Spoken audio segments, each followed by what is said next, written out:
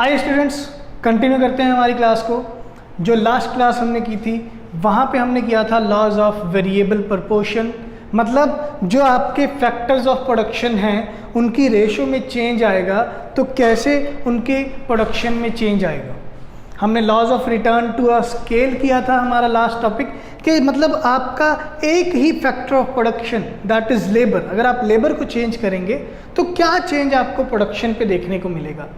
आज का हमारा जो टॉपिक रहेगा वो है laws of return to a scale, कि आप पूरे स्केल पे, आप पूरे पैमाने में चेंज करोगे, लेबर, लैंड, कैपिटल, एंटरप्रेन्योर सभी को चेंज करोगे तब आपके प्रोडक्शन पे क्या चेंजेस देखने को मिलेंगे। ठीक है, तो पिछली बार की तरह टेबल बना लेते हैं, टेबल के बाद ग्राफ बनाएंगे। ठीक है, तो अब हम इसमें लैंड भी लेंगे और लेबर भी लेंगे, दोनों फैक्टर्स लेंगे। ठीक है, हम लैंड ले लेते हैं साथ में। ठीक है, इसका मतलब हम स्केल की बात कर रहे हैं कि मतलब जब हम सभी अपने फैक्टर्स ऑफ प्रोडक्शन में चेंज ला सकते हैं तब हमारा कौन सा लॉ अप्लाई करेगा, laws of return to a scale. ठीक है, अब हमने इतना ध्यान में रखना है कि जब भी हम laws of return to a scale की बात करेंगे तो जितने भी हमारे फैक्टर्स ऑफ प्रोडक्शन हैं वो बराबर रेट पे इंक्रीज या डिक्रीज करेंगे। जो उनकी पहले की रेशो है वो रेशो चेंज नहीं होगी। फॉर एग्जांपल लैंड है 1, लेबर है 3, तो रेशो क्या है इनकी 1:3। अब इनकी रेशो चेंज नहीं करनी है। लैंड हो गया बढ़ के 2, रेशो कितनी हो जाएगी 6, अल्टीमेटली रेशो क्या रह जाएगी 1:3। वैसे ही सेम 3, 9, 4, 12, 5, 15, 6, 18 और 7, 21 कि जितना चेंज लैंड में आएगा उतना ही चेंज लेबर में आएगा। तो जो फैक्टर्स ऑफ प्रोडक्शन की रेशो है, रेशो में चेंज नहीं आएगा। यही किया था हमने कि laws of return of scale कब एप्लीकेबल होगा, जब हमारा स्केल इक्वल रेट पे बढ़ेगा या कम होगा। हम ये बढ़ने वाली एग्जांपल कर रहे हैं। ठीक है, मीनिंग समझना है हमने बस कि laws of return to scale का मीनिंग क्या है। ठीक है, तो ये हो गया हमारा लैंड में चेंज, ये लेबर में चेंज। वैसे ही सेम अब हम अगर परसेंटेज चेंज निकाल लें, percentage change in land and labour, land और लेबर में कितना परसेंटेज चेंज आ रहा है। ठीक है, यहाँ पे कितना चेंज आया, 1 से 2 हो गया लैंड और 3 से 6 हो गया लेबर। इसका मतलब यहाँ पे चेंज कितना आया 1, यहाँ पे चेंज कितना आया 3, मतलब हम लैंड और लेबर में 100% चेंज कर रहे हैं। पहले पॉइंट पे तो कुछ भी नहीं होगा, दूसरे पॉइंट पे 100% कि हम लैंड और लेबर में 100% चेंज कर रहे हैं। तो यहाँ पे कितना चेंज आया 1, यहाँ पे कितना चेंज आया 3। 1 अगर 2 के हिसाब से 1 का परसेंटेज देखा जाए तो ये कितना परसेंट हो गया 50%। ठीक है, 3 चेंज आया 6 के मुकाबले, तो 3 6 के मुकाबले कितना है 50%। सेम वहीं पे 1 चेंज आया, यहाँ पे 3 चेंज आया। ठीक है, 1 3 का कितना पोर्शन होता है 33%। फिर यहाँ पे 1 चेंज आया, यहाँ पे 3 चेंज आया। 1 4 का कितना परसेंट होता है 25%। ठीक है, फिर यहाँ पे 1 चेंज आया, यहाँ पे 3 चेंज आया। 1 5 का कितना परसेंट होता है 20%। फिर यहाँ पे 1 चेंज आया, यहाँ पे 3 चेंज आया। 1 6 का कितना परसेंट होता है लगभग 16% के आसपास। ठीक है, तो लैंड और लेबर में जो परसेंटेज चेंज आ रहा है वो इक्वल है और इनकी रेशो भी क्या है सेम है। तो ऐसा करने से हमारी टोटल प्रोडक्शन पे क्या चेंज आएगा, ऐसा करने से हमारी टोटल प्रोडक्शन में क्या चेंज आएगा। मान लीजिए ये हमारी टोटल प्रोडक्शन है। ठीक है, टोटल प्रोडक्शन क्या है, पहले पॉइंट पे क्या है मान लीजिए 10, फिर 30, फिर 60, फिर 80, फिर 100, फिर 120 और 130। ठीक है, पहले पॉइंट पे हमारी प्रोडक्शन कितनी है 10, फिर 30, 60, 80, 100, 120 और 130। अब इसमें हमने चेंज देखना है क्या चेंज आया है। ठीक है, तो मैं ये रब कर देता हूँ लैंड और लेबर को, लैंड और लेबर को मैं रब कर देता हूँ। अब देखिए चेंज कितना आया। मार्जिन प्रोडक्शन सीधा चेक करते हैं।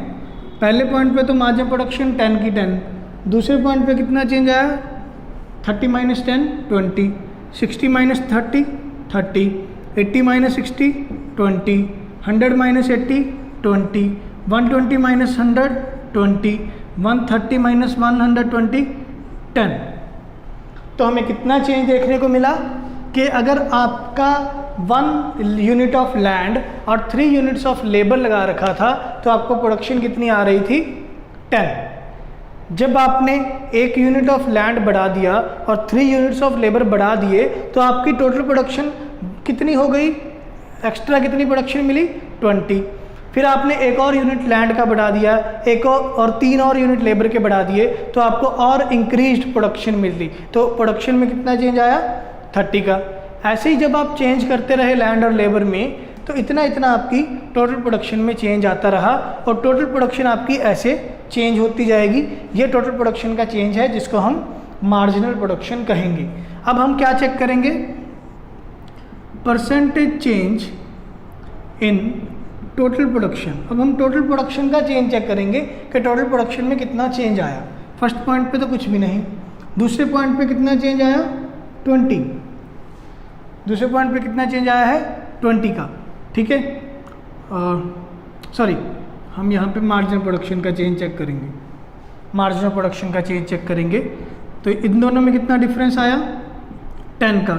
10 का कौन सा पार्ट है 100%। हम मार्जिनल प्रोडक्शन का चेंज चेक करेंगे, ठीक है। 10 और 20 में कितना चेंज आया 10 का, और 10 का कितना परसेंट है 100%। फिर 20 और 30 में कितना चेंज आया 10 का। 20 का कौन सा परसेंट है 50%। फिर इन दोनों में कितना चेंज आया 10 30 का कितना परसेंट है 33%। तो जब हम ऐसे ही करते रहेंगे ये हमारे पास सेम वैल्यूज़ आती रहेंगी 25%, 20% और 16%, हमारे पास ऐसे सेम वैल्यू आती रहेंगी। तो हमें क्या देखने को मिला कि जैसे जैसे आपके लैंड और लेबर में चेंज आ रहा है, जैसे जैसे आपके लैंड और लेबर में चेंज आ रहा है वैसे वैसे ही आपकी मार्जिनल प्रोडक्शन और टोटल प्रोडक्शन में चेंज आ रहा है। हमें क्या लॉज ऑफ रिटर्न लगा के, laws of return to scale का लॉ यूज़ करके हमें क्या देखने को मिला कि जैसे जैसे आपके लैंड और लेबर में अगर सेम रेशो में चेंज आ रहा है तो आपकी मार्जिनल प्रोडक्शन और टोटल प्रोडक्शन में भी परसेंटेज चेंज सेम रहेगा। किसके सेम रहेगा, जितना आप इनपुट में चेंज कर रहे हो उतना ही आपकी आउटपुट में चेंज आ रहा है। क्लियर है, इतना पॉइंट क्लियर है, ठीक है। अब अगर मैं इनका इफेक्ट देखना चाहूँ, अब अगर मैं इनका इफेक्ट देखना चाहूँ तो मुझे इफेक्ट क्या देखने को मिला, यहाँ पर तो मुझे क्या मिल रहा है, इतना मुझे क्या मिल रहा है इंक्रीजिंग रिटर्न्स। जैसे जैसे रेशो बराबर रेशो में बढ़ी, टोटल प्रोडक्शन मेरी पहले 10 बढ़ी, फिर 20 बढ़ी, फिर 30 बढ़ी, तो मुझे रिटर्न मेरे इनपुट जितने भी लगाऊंगा तो मुझे आउटपुट कितना रिटर्न मिल रहा है, बढ़ बढ़ के इंक्रीज हो के मुझे आउटपुट मिल रहा है। फिर यहाँ पे मुझे कितना मिला कांस्टेंट, कि जैसे जैसे मैंने लेबर और लैंड को सेम रेशो में बढ़ाया मुझे कांस्टेंट इंक्रीज मिला, कांस्टेंट इंक्रीज मिला मुझे अपनी प्रोडक्शन में। और यहाँ पे मुझे क्या हो गया डिक्रीजिंग रिटर्न। लास्ट पॉइंट पे मुझे क्या हो गया डिक्रीजिंग रिटर्न, के हद से ज़्यादा अगर मैं लैंड और लेबर को बढ़ाने की कोशिश करूँगा तो मेरी टोटल प्रोडक्शन में जो इंक्रीज तो आएगा पर उतना नहीं आएगा जितना पहले आ रहा था, वो कम हो जाएगा। ठीक है, ओके। अब जल्दी जल्दी इसका ग्राफ कर लेते हैं। ग्राफ बहुत ईजी है। अब इसके अलग अलग ग्राफ बनेंगे। जो रिटर्न टू ए फैक्टर किया था उसका एक ही ग्राफ बना था क्योंकि उसमें एक ही चीज़ चेंज हो रही थी। जो हम ये वाला लॉ कर रहे हैं रिटर्न टू ए स्केल, इसमें तीनों ग्राफ अलग अलग बनेंगे, इंक्रीजिंग का भी और कांस्टेंट का भी और डिक्रीजिंग का भी। ठीक है, सबसे पहले हम इंक्रीजिंग का करते हैं। यहाँ लैंड और लेबर है एक्स एक्सिस के ऊपर और वाई एक्सिस के ऊपर प्रोडक्शन है। ठीक है, एक्स एक्सिस पे क्या ले रहे हैं हम लैंड और लेबर, वाई एक्सिस पे ले रहे हैं हम प्रोडक्शन। कहते हैं ये वाला ग्राफ है हमारा इंक्रीजिंग रिटर्न का, ये वाला ग्राफ है इंक्रीजिंग रिटर्न का, कि लैंड और लेबर आप जितना बढ़ाओगे प्रोडक्शन आपको ज़्यादा बढ़ के मिलेगी। तो जो इसकी कर्व बनेगी, जो इसका शेप आएगी कर्व की, वो कुछ इस तरीके की शेप आएगी, वो कुछ इस तरीके की शेप आएगी कि जितना आपका लैंड और लेबर में इंक्रीज आया प्रोडक्शन में उससे ज़्यादा रेट पे इंक्रीज आया। तो ये एग्जाम्पल है, ये ग्राफ है इंक्रीजिंग रिटर्न्स का, ये वाला हमारा ग्राफ है इंक्रीजिंग रिटर्न्स का। क्लियर है? ठीक है। अब मैं कांस्टेंट रिटर्न्स का ग्राफ बनाऊंगा, कांस्टेंट रिटर्न का ग्राफ बनाऊंगा कि जितना चेंज हमारे लैंड और लेबर में आया उतना ही चेंज हमारी प्रोडक्शन में आया। तो ये वाला हो जाएगा हमारा कांस्टेंट का टोटल प्रोडक्शन कर्व। ये टोटल प्रोडक्शन की कर्व है हमारी। Total production curve constant return कब आएगी कि जितना लैंड और लेबर में चेंज आया उतना ही प्रोडक्शन में चेंज आया। ठीक है। फिर इसके बाद डिक्रीजिंग रिटर्न, इसके बाद हम करेंगे डिक्रीजिंग रिटर्न का क्या ग्राफ होगा? डिक्रीजिंग रिटर्न का ये वाला ग्राफ होगा। अंदर की साइड को मुड़ के कर्व जाएगी। ठीक है, अंदर वाली साइड को कर्व मुड़ के जाएगी। इस कर्व को बोलेंगे हम, ये वाली टोटल प्रोडक्शन कर्व कौन सी है? डिक्रीजिंग रिटर्न्स की कर्व है। ये डिक्रीजिंग रिटर्न्स की कर्व है कि जितना आपके लैंड और लेबर में चेंज आ रहा है उतना आपके टोटल प्रोडक्शन में चेंज नहीं हो रहा है, उससे कम चेंज हो रहा है। ठीक है। तो ये हमारा थ्योरी ऑफ प्रोडक्शन वाला चैप्टर इसी के साथ कंप्लीट होता है। अभी तक जो हमने सारी क्लासेस लगाई उसमें हमने माइक्रो इकोनॉमिक्स का मीनिंग किया, इकोनॉमिक्स का मीनिंग किया, इकोनॉमी के साथ उसका डिफरेंस देखा, हमने थ्योरी ऑफ डिमांड किया, डिमांड का मीनिंग किया, डिमांड के लॉ को किया और साथ में उसकी इलास्टिसिटी किया, इलास्टिसिटी ऑफ डिमांड किया। उसके बाद हमने थ्योरी ऑफ प्रोडक्शन शुरू किया। थ्योरी ऑफ प्रोडक्शन में हमने दो लॉ किए, एक लॉ ऑफ वेरिएबल प्रोपोर्शन और law of return to a scale. ठीक है।